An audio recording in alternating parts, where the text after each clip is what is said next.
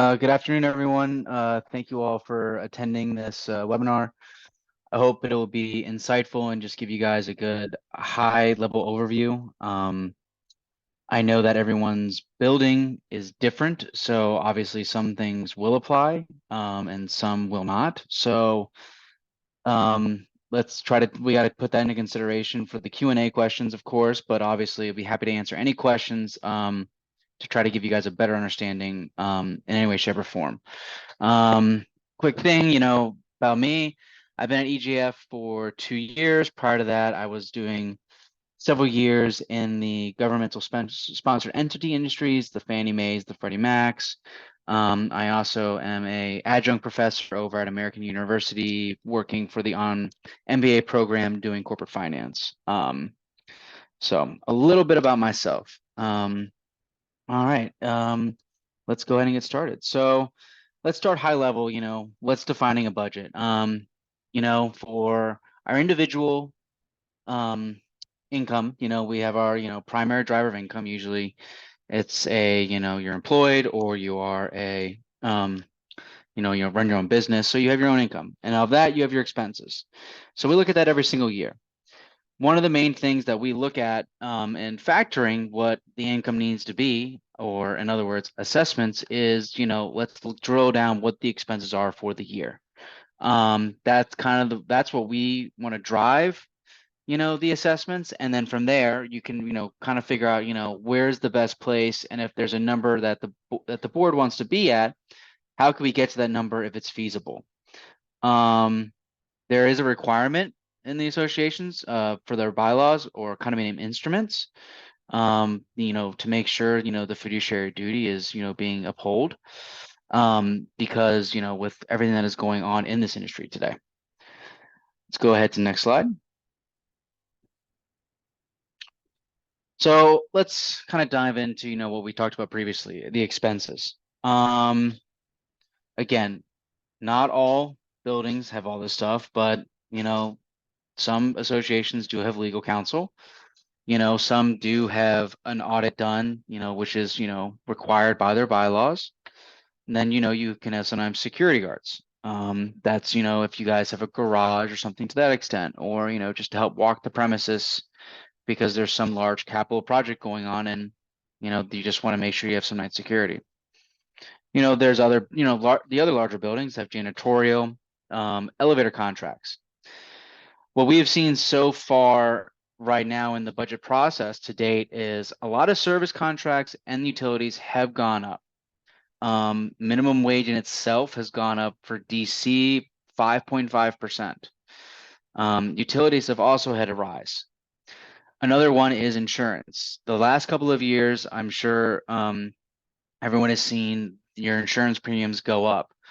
Primary drivers of that are, the value of the property has gone up, but also the cost of materials.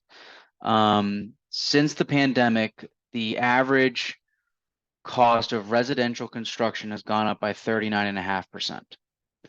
So those are things that you have to take into consideration, especially insurance companies, to try to figure out what is, the premium that's applicable. And usually the biggest primary driver is obviously reserve contributions, your savings account for the community, to make sure that you guys down the road can handle the capital expenditures and kind of take on that burden when it's needed. Some of these do have marginal annual increases, but, like we outlined above, some of them have quite large increases. So we'll dig into some of those potentially, moving forward. So let's go to the next slide. Well, I want to say something real quick, Andrew, to add to that. Sure. As a manager for over 20 years, some of your expenses are discretionary, and you and the board can play with them a little. But obviously, insurance, not at your discretion. Reserves, at the very minimum, you must put 10% of your total income away for reserves every year. That's the very lowest amount you should be doing. So I just want to point out that in the process, we will, I at least always try to highlight to my boards, like, this is a discretionary board expense. If you want to have, for example, less landscaping this year, if you don't want as pretty flowers, we could possibly cut costs there. So, but a lot of the ones that Andrew's touching on that are having some of the major increases, you absolutely have to, you must have insurance. You have to have the lights on, those kinds of things. So just wanted to bring that Right. up. No, thank you. That was a good point, Mayor. Appreciate it. So utilities like we touched on. DC Water has had a huge initiative moving forward with the Clean Water Act. That project was under budgeted, and we are now seeing the ramifications. Um, Specifically, the average annual, cost overall is about 6.5%. Some other portions, if you've ever looked at your bill for your association, there are multiple different rates. Some have gone up more than 6.5%, but those ones are not the ones that are the primary drivers of your bill. This has been seen for the past 2 years.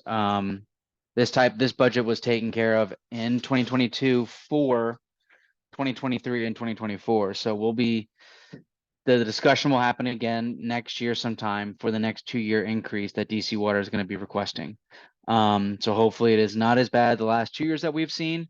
But we're going to keep our eye on here at EJF, to see where we are. So there is, forecasted, making sure water bills are adequate. Now, another way that you guys can help with that is, I'm sure a lot of the portfolio managers you guys deal with have, talked about doing water sensors or checking toilets for having, lower gallon per flush systems. Those certain things will absolutely help an association drive down the price of your DC water bill. Absolutely. And highly recommended. You can also help with leaks and, catch things before it become very, very catastrophic. Andrew, a question in the chat, and I know we talked a little bit about this. We touched on it. Is WSSC is clear with that? With their information, do they come out and say what it is? I can't remember if that was one of the ones that we talked about. They do. They are they have to go through the Maryland councilmen.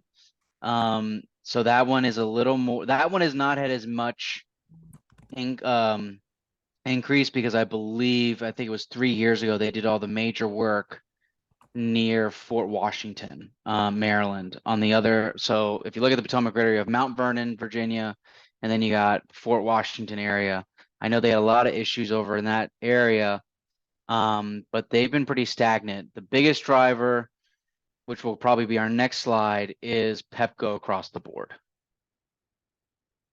If I remember my slides correctly, which I do. All right, sometimes I get it right. So there was a very big article that came out that the DC area was looking at almost a historical increase of 27.5%. Now that doesn't mean associations across the board. That's including the residential, office space, multifamily. And there are multiple different rate classes, but it was coming out as an average of potentially 27%. If we do the digging of the work, it is essentially looking at a 10% we're estimating, and potentially moving into the beginning of the tail end, because of when summer rates kick in, that'll be your summertime. It could be a little bit more than that. But we did a big buffer for last year to anticipate for that. So looking at the utility costs that we've seen to date, we are working actually vigorously to try to help every single association in that, that we work with, to make sure that we can have a good locked in term potentially and present that to everyone. Let's see. Next slide, I would say. Yep. So the next question right now was, also electric gas. So, we just touched on that. Washington Gas, this is unfortunately due to, our situation of the majority of our energy is actually created with natural gas. And that's, we do have some nuclear power, but most of it is being utilized with natural gas. So our supply is, not the highest it's been, for certain situations globally, but, Washington Gas has increased their rates. But we're not really seeing something as drastic as what we are seeing now with Pepco. So Pepco is the one that's really is coming back after what happened during the pandemic. Washington Gas has kind of stayed stagnant, and hopefully that's going to continue. But that's where we are really looking at the numbers of, where the spike is coming from, and that's why we're recommending anywhere from a 5 to 10% increase.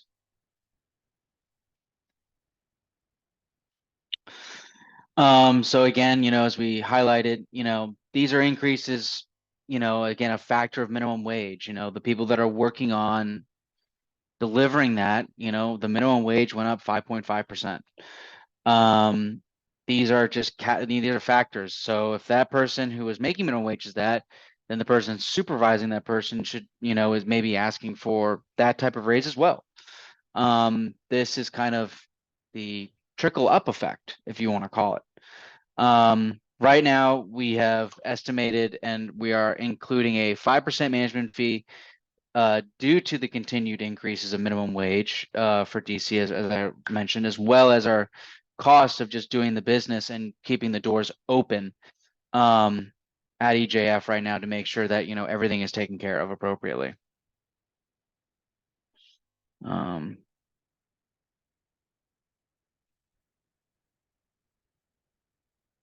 So I guess one of the questions right now is just talking about consumption database. Yes, so there is a flat fee for the DC Water Clean Act, which went up quite substantially. So that is really what's kind of one of those driving factors, and it's also based upon your the meter size of your pipe sometimes, which is sometimes how your rate comes in. That's kind of that driving factor. So regarding our increase, what will the increase be for your other services? So I'm not privy to that yet. I know the executive team is discussing that. I am not sure if there's going to be any increases in other services. It's under, I assume, Pamela, you're asking about the, Schedule B charges. I'm putting big air quotes, Yep. but I turned off my camera. So the Schedule B charges are in the process of being reviewed, and I believe we're supposed to have them by the end of the month. And so I'll double check in my next meeting about where that process stands.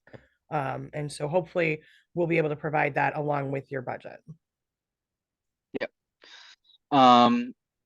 So they also will be sent out to you. We usually always send out the EJF handbook at the beginning of the year. We did that as well last year, if I'm not mistaken. Correct, Mira? Yeah, that's right. They'll be included in the EJF handbook, which is sent to all boards at the end of every year. Yep. All right, so important dates. So this year we outlined a new budget process, and we did it in phases. How did we pick the phases for each building? Based upon size was the primary driver. And that kind of really outlined the speed of how we could move forward through the process. So some of you have already received phase one, those buildings, and as well as phase two. Phase three is still being worked on. Some of them have been sent out, I believe. And I kind of put up here is what we're expecting back from board approval. I want to also mention that, we are having a deadline this year to make sure that everything is clear cut and there are no issues with the fees, making sure coupons get mailed out, because one of the primary drivers with that is there's one company that generates all the coupons for the all associations nationwide. So they get bogged down, and there's just no way to get it. So if we receive an approved budget after November 21st, you're going to probably be on an 11-month budget, and that your fees, meaning that they will start on February the 1st, not January the 1st. Andrew, question in the chat, and I know you and I kind of anticipated this question. So, do we have a deadline for the property managers to send? It says draft agendas, but I'm pretty sure Zach means draft budgets to the boards. And so I think, Andrew and I kind of talked about that yesterday. The anticipation is that the manager should have it for no more than 5 days before it gets turned over to the board, right? Isn't that what your department is anticipating? Yes. So internally, there are discussions between my team members that report to me, and then they work with the PM if there's any other additional questions. And then at that point, then the portfolio manager should be sending it out within that 5 days. And I also will say it's on a further slide. If you think you should have already had your budget by now, if you think that, if you've asked for it, or if there's if there's an extenuating circumstance or etc., you should reach out to your manager's pod leader, and we'll go over that on a future slide. But we can definitely talk about that. So, to answer also John Varley, who's asking, will we consider an annual increase of less than 5%? Yes. So I would say to you, generally, what I've seen is my boards will come back and say, we really don't think 5 is right for us this year. Will you consider others? And so we just have a conversation with your manager. Your manager will then have a conversation with their pod leader about it. So, but just like we encourage all of you to do at least some kind of increase to stay ahead of inflation, we have to do the same on our personal budget. So, the question, Melanie, the fiscal year end Right. is for 30. It's in your fees That's are an going to October increase on 1st. January 1, it says here. Yeah. Um, so, um, so Melanie, I guess what I'm reading here, okay. What I'm reading here is that your fiscal year end was September 30, but you kept your fees the same, and now they're supposed to increase on January 1. So yeah, I would say November 1 would, if you could get us fees by November 1, that would really help. I think November 15th would be like a drop dead date, Andrew, wouldn't you? Yeah. For fees to I start. guess the question, yeah, we'd have to look at the budget and make sure that we would be collecting enough of what on income assessments if we're not going to change fees until January. Yeah. So, Melanie, let me talk to you offline about that one. Yeah. I have an email open to you on my desktop to talk to you anyway. So let me talk to you offline about that one. But there have been a couple questions in the chat. This is, So, yes. yeah, so this is all for 12/31, Daniel. For what we call a non-12/31 budget, we call it the out of scope budget.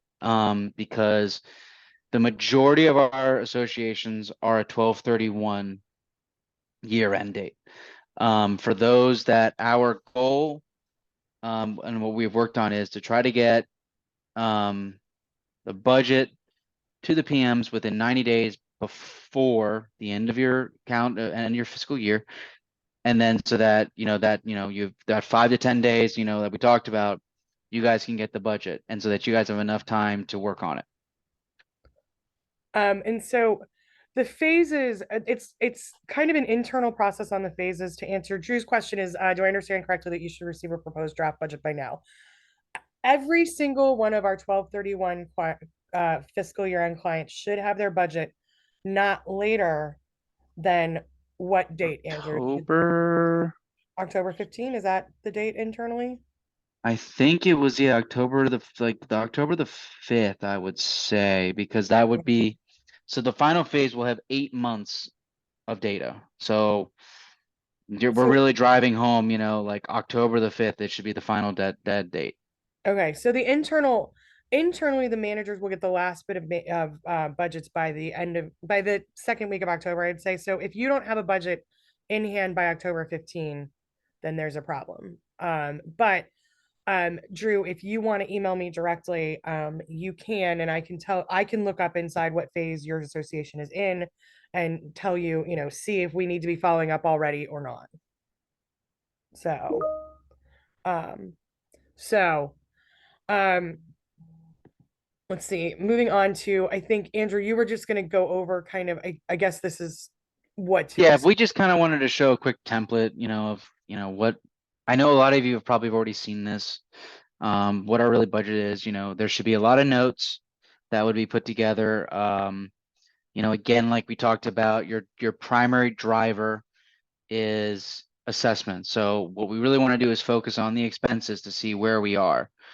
And that's kind of really where it drives up your situation. So for a building like this, for example, they have either a loan or a mortgage. It's called a mortgage here. So they have an additional payment. So that should be $1 in, $1 out to cover that expense.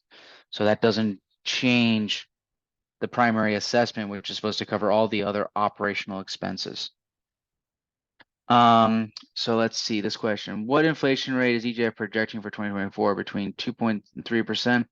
Seems to be the range currently. Do you agree condo fees should increase at a minimum by the projected rate of inflation?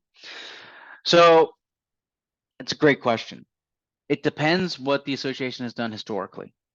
Has the association historically always maintained some type of status quo? We need to do at least a 1-2% increase year over year. And then when inflation really went up, were you able then to, obviously, since you guys have already prepared for bad situations of, an economy, you didn't need to have a 9 or 12% increase. So there's been several buildings that I've spoken to that did do the 1 to 3% increase every year. And then when the pandemic hit and then we really hit an inflation at almost 8-9%, they only had to do a 4 to 5% increase because they've already kind of worked on that. So to answer your question, it's really what you've done historically. And if you have been pretty good at making sure that the cost and contributions to reserves, for example, have always been met, yeah, you're probably then looking at, somewhere between a 2.5 to 3% increase. Let's see. The next question is about timing in terms of if the very last budgets to be received, October 15, and they're asking for, are we saying that we want turnaround in 1 month? So when we were working with our PMs on that, it's, again, you could probably go to the 21st. I mean, it's at that point, you're going to have 8 months worth of your historical data to date. Your portfolio manager should have all your contracts ready to go. And then really it's kind of just like looking at the numbers, making sure that your meetings are scheduled with the boards and being like, okay, well, if trash contract is going to go up by 3%, then it's 3%. Either we're going to have to move forward or we're going to have to find a new vendor next year and we'll maybe save some money. But right now, that's what the increase is. That's where we're looking at ahead. Because I mean, right now, I know a lot of people have probably been dealing with a lot of different trash companies when Townleytown Trash was acquired by Republic. So that's really where that's working at. Like Mira said before, some things are just the way it is, unfortunately. I mean, there's just some things it's the cost of doing business almost in an association. Like minimum wage goes up, it goes up. Like if the contract states you have a 3% increase, you have a 3% increase. It could get bid out so that you could save money, but it may not. At that point in time, that's what it's going to be. So let's kind of move into more of the expense side of the budget. And I want to reiterate what Andrew said at the beginning. The way that EJF budgets is we don't start with an assessment number at the top and say we want 3%. We go and we look at your expenses and evaluate your expenses and what we realistically think your expenses are going to be for the next year. So I've had other managers come to me and say, well, my board says that they will only do a 4% increase. And I'm saying they need 10%. And I say to our managers, you need to present them with 10% and say, to keep services where you're at, we think you need 10%. So I want to, Andrew kind of touched on that, but I want to make sure that everybody understands that that's our approach. The approach is that you start with the expenses to inform what your income needs to be to break even. So, and I don't know how much detail you want to get into. This is a property of mine that we used as an example, but I don't know how much No, I think this kind of just shows you like the outline of, it's, you get a projection of where you are to date, of actual, and then kind of where you're heading. Is it going to be perfect? No, it's just a forecast. But on the right-hand side with what Mira has done is provided details of what the monthly charge is, what the contract increase says, and, that's what it's going to be. Could, Mira's client be like, okay, we understand that. Mira, where do you think could we get a better contract for elevators? Yes or no? And, she could, say maybe, but right now, like, I think we should put in the number that we're getting right now. And if we do save money, then let's just call it, we know we're saving money and then, we're going to put it in the bank. But, that means for the following year, we don't have as big as an increase and we can contribute more to reserves maybe at the end of the year. Pam's asked, she stated that it's hard to get increases from fixed contract service providers. Then you're not with, to Yes. me, Pam, I think you're not with the right providers. I know we've reached out in bulk. If there are a couple of contractors that EJF uses a lot, right? Andrew mentioned Republic Trash, Otis Elevator. Um, for those contractors that we use a lot, we're now starting to reach out to them holistically and say, what's the increase for EJF this year? Right. And so I would counter, if you've got a contractor not who's not willing to give you their increase, I don't think they're with the right contractor. So I would push back on that, Pam, and wonder if the manager is having a communication issue with the contractor. Because most of my contractors, like I still manage some associations. I don't just manage people right now. And so, I spent the morning honestly reaching out to contractors and going, "Hey, it's budget season. Can I get my contract for next year?" And not one of them pushed back. So I worry about the vendor themselves if they're not willing to give you projected increases. Yeah, Andrew, have that's you had any concerning. issues? I would have completely agree because that means they're not doing their due diligence of like, hey, what do you think we should raise our, cost for the coming year? Because our clients, it'd be just like you running a business. Like, wouldn't you want to tell your clients what the projections are for the coming year? And kind of just not surprise them, so to speak. That's, the way that I would look at it. Would you disagree, Mira? No, it's absolutely, all of us experience this in our general life. You're going to Yeah, need to know what the costs are, and they, if the contractor is competent, they know their cost of doing business and can then spin that out for you. right, So that's really where my head goes with this. So, correct. um, So at the bottom, we should see a net income total of 0. This one is still in its process. And there's also a loan tied to this one. So this one is a little bit different. You're gonna have to have a positive, and then I won't drive down after your net income and why it's a positive for this one. I But mean, there's no essentially, reserve deposit yet. yeah, Like I'm looking it's at it. This is I one of know, my work in progresses, ladies and gentlemen. yeah. Sorry. But the thing that we always look at is a zero-based budget funding. So that's kind of where you want to see your net income at 0. So that kind of gets there. But yeah, I think that kind of gets the gist of the budget there. So we talked about, allow enough time. Again, take a look at your reserve studies now. We've kind of done bulk, pricing of what we should anticipate with insurance companies that we deal with a lot. Um, So double check if you want to break out of a Andrew, I contract want with to your I want to make a attorneys. point on the reserve study on that. Yeah, Your insurance agent is now looking at this. This is such a weird loop to loop that I want to touch on.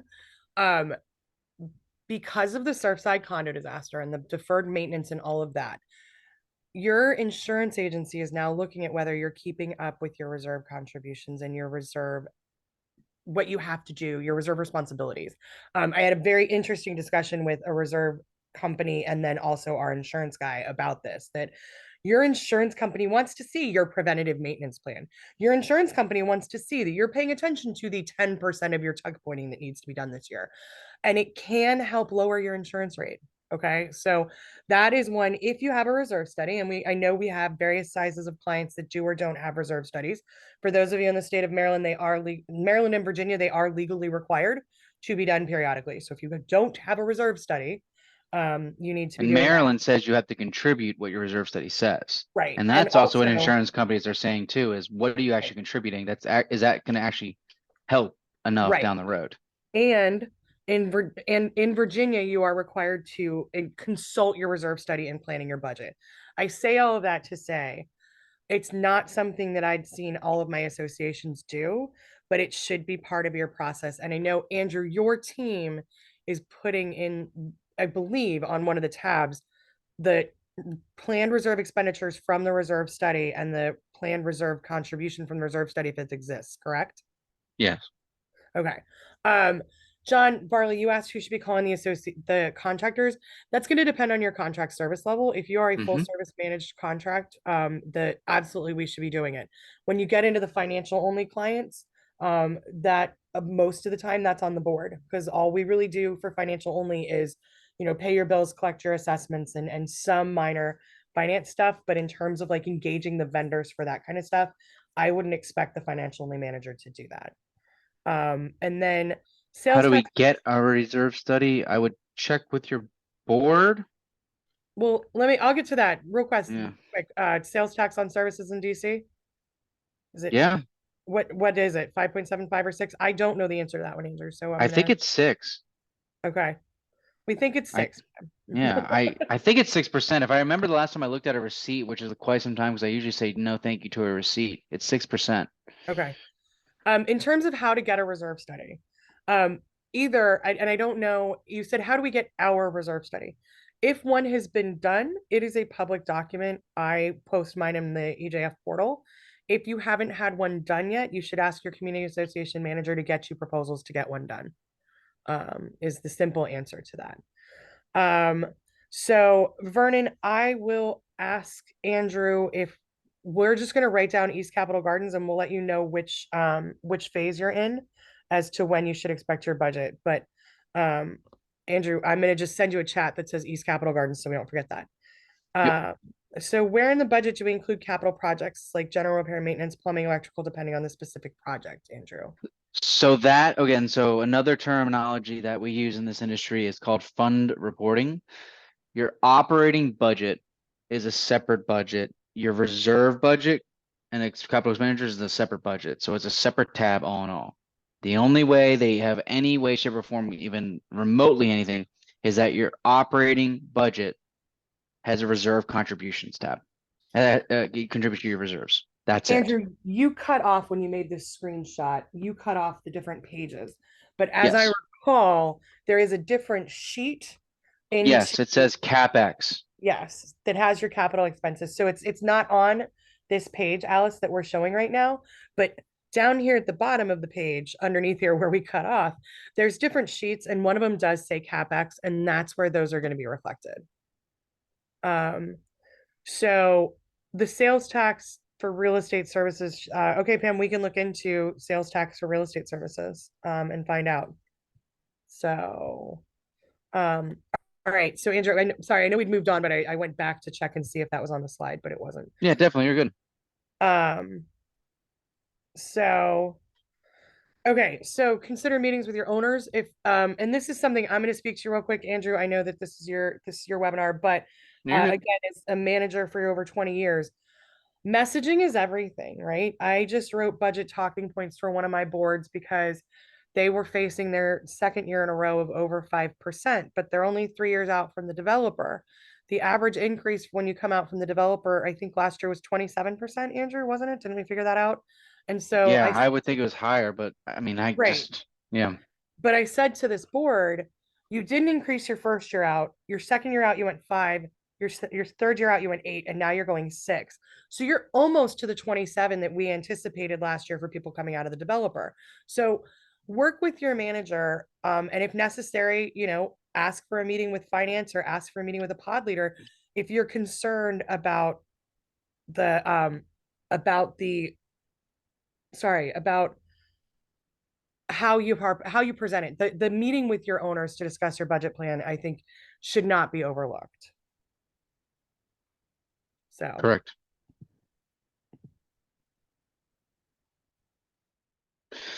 Yeah, like we talked about, double check your governing documents. There are certain things that you have to abide by for delivery and such like that. Um, like, it was an issue.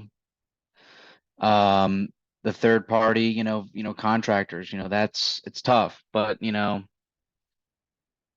so it's one of those things like, like Mira said, like if they're not willing to give you what your increase is going to be, then I think maybe we look for a new vendor. Um, so that's what I would say. All right, what do we got?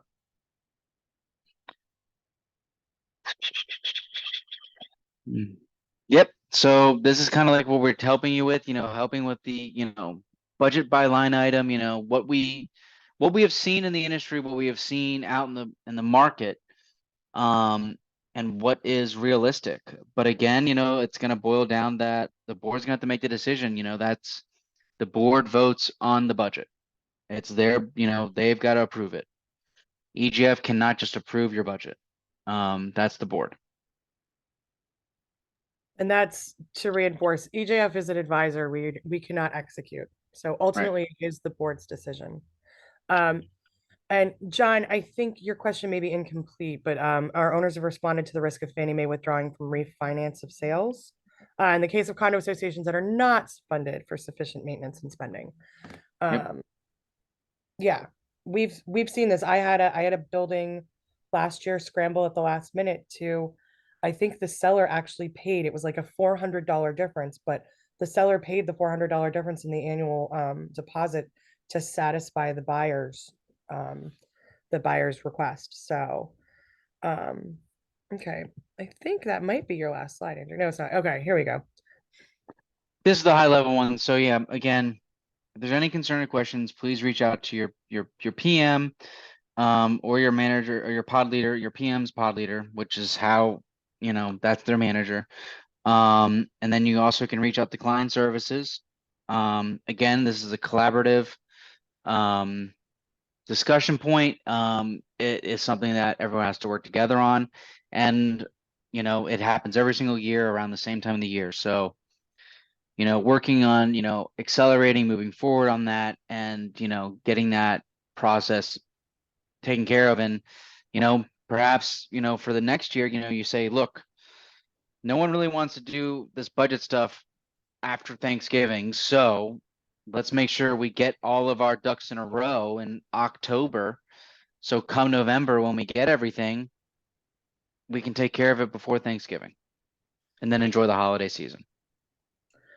So that's the official presentation. We had two questions in the chat that came in, but I wanted to go back. Cecilia, you had asked a question about individual meter billing for water. It is, in fact, a very complicated process. DC Water will not put in individual meters anymore for units. So you can be sub-metered, but there's costs involved in that. And it is sometimes a point of diminishing returns on that. So I would recommend you ask your community association manager directly about options for sub-metering, because I do agree it does take away some of the incentive if we're paying the water bill as a whole, for people to actually care more about what they're doing. So, but I would encourage you to reach out to your direct community association manager and ask them about providing sub-metering. We do have several associations that do it, so it is possible, but particularly for smaller associations, it's hard because of the costs. So Drew has asked if we get a reserve study later this year, which I believe we need to do, and it requires a contribution increase to the reserve, must that be implemented in 24 irrespective of the budget? Your reserve study is going to start for the year after the study. So Yep. if you get your reserve study in 24, their funding recommendations will start in 25. 2025. Yeah, it's designed that way on purpose. So Yep. and we do have vendors that we work with. There's one called Smart Property that we're working on a partnership with that does what's known as a living reserve study. That's very interesting. And so we're moving away from just this, those of you that have Every been on the 5 year. board who have seen it, that big notebook or the 150-page PDF that's a stayed document, and more towards things that can be worked with. So, but yes, um, if if you are getting a reserve study in 24, the recommendations therein will be made for 2025. So, um, let's see, budgets will be emailed to boards, Kevin. They Yep. will not just be posted in the portal. So that's an easy one. Also, if anybody wants to raise your hand and we'll unmute you to ask live questions, we're perfectly happy to do that. By the way, is it correct the cost for the reserve study can be charged to the reserve budget and not operating? Andrew Spencer, I will defer. So a new thing that has been going on is engineering costs on a reserve study. So in that way, shape, or form, it can be included if you have an engineering cost, or when you have your meeting with your reserve study saying, we would like to make sure we have engineering costs built into our reserve study. Because a lot of people for those big projects, you guys need to have a project manager or someone on site to budget that out. So what I will say, the simple answer that the finance team is going to tell you is if the expense is listed on your reserve study, it Yeah. can be categorized as a reserve expense. That's what Andrew's trying to say. And so if you're doing a reserve study, you can ask them to build into it. We've got to do this again in 5 years or in 3 years, right? And so that's where we're at on that.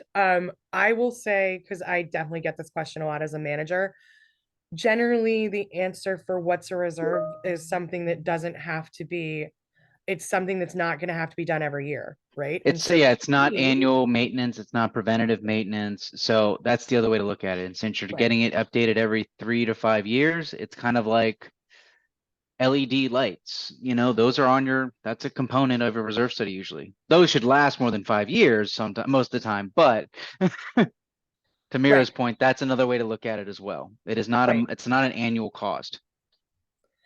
Oh, Fran, is it recommended to sign up with a utility broker? Andrew, please, can you discuss EJF's, do you have enough knowledge to discuss our energy broker Yeah, stuff? so we are actually working on something right now to try to get everyone on a energy broker list to try to save all of our companies because of the size of where we are.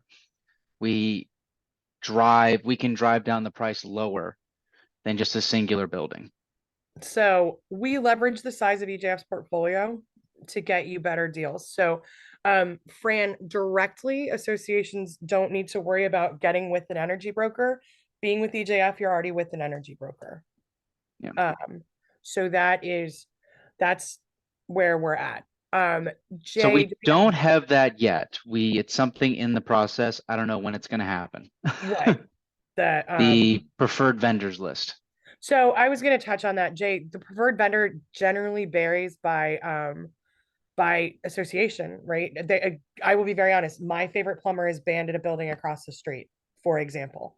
And so we are working on a preferred vendor program overarching with EJF, but in terms of it's not on the portal, but on our side on the software, when you call in the middle of the night and you say, I'm Jay, I live at building XYZ, and there's water pouring in from above, our on-call team has access to our system that says that the preferred emergency vendor for plumbing is, Magnolia Plumbing, and this is where we call them. So it's not visible in the portal right now. You could ask your community manager to give you a screenshot of what that is. And so, but it's not a portal thing yet. Um, Fran, I'm assuming Fran, you're Fran at 2101. Um, let me look at what Honeydew has sent you over because I know that your community manager is out of town, but um we will I believe that Honeydew, yes, we're gonna need to, that is one of the people that we work with. So could you please forward me over what they sent you and I will review it because I know Matthew's out of town right now. Preferred vendor list, yes. Eventually, when we develop that program, the preferred vendor list will be available to unit owners. So you ended up, Reagan, you said you ended up paying more to Pepco with a combined energy broker from our last management company. So we are negotiating that, Reagan. So you're saying for your association, you were paying more to an energy broker than you would have to a regular one? If that was the case, yeah, I mean, when I was looking at the data, that you guys would have been excluded if it was actually going to cost you guys more money. It wouldn't have made sense. We would have excluded you out of it. We're not doing something that's not going to benefit a building. So we've been advised that there may be soon requirements in Maryland that we move away from fossil fuels, so we may not be able to negotiate with Pepco. So I know that at least a couple of my advisors are doing solar and that kind of stuff. So um, I'd be interested. I don't do a lot of Maryland, Drew, so I'm not as familiar with it, but I'll So I make a think this is to talk touching to them. on the footprint thing that for the BEPS score. Okay. So Montgomery County and some other parts of Maryland have started doing the BEPS requirement on efficiencies on that score. Okay. So Um, So we'll, Andrew, I'll just make a note to talk to Julian over at Honeydew about that and make sure that they are aware of this and are working on that for our Maryland clients. So Mhm. Jay asked, how often should a condo board have an accounting firm review financials? It's going to be in your governing docs. Yep, So you're you're required of an audit. right. First check there. Some of them, and this is one of my favorites, it's may or shall, right? And that's a governing docs language. The association may conduct an annual audit or with a third party, or shall. May, you can, you don't have to. Shall, you will. And you may not be required to have a full audit depending on the size of your association. Andrew, I don't know that I've ever seen silent governing docs on it, but as a finance guy, if we were to find silent governing docs, what would you think a best practice would be? I would say, depending upon your size, um, it's usually best to have some type of third party independent person to review your financials. It's How just often? it's clean, it's Annually? clear. I would say maybe every other year, Okay. every 3 years, depending upon your site, or every 5 years, Okay. and then they just kind of do a deep dive to make sure that, everything's good. I think that would be It's something, just a Jay, if helpful, you want supportive to, thing. Jay, if you want to send Andrew a message about that, I think we could look with the community manager and check the documents for you, or, and then advise if they're silent, advise you on what we think is the best practice for your association. So, I do not see any raised hands. Oh, another question did just pop up. Jay, yeah, okay. So yeah, if you shoot me and Andrew a message, we will I've put my email in the chat several times. So just shoot us a message and we can find that out for you. So I'm not seeing any other questions or hands raised. So I'm just gonna give, oh, Gary raised a hand. Gary, let me let you talk. 1 second. I'm having trouble getting participants to come up. So Gary raised a hand. Sorry.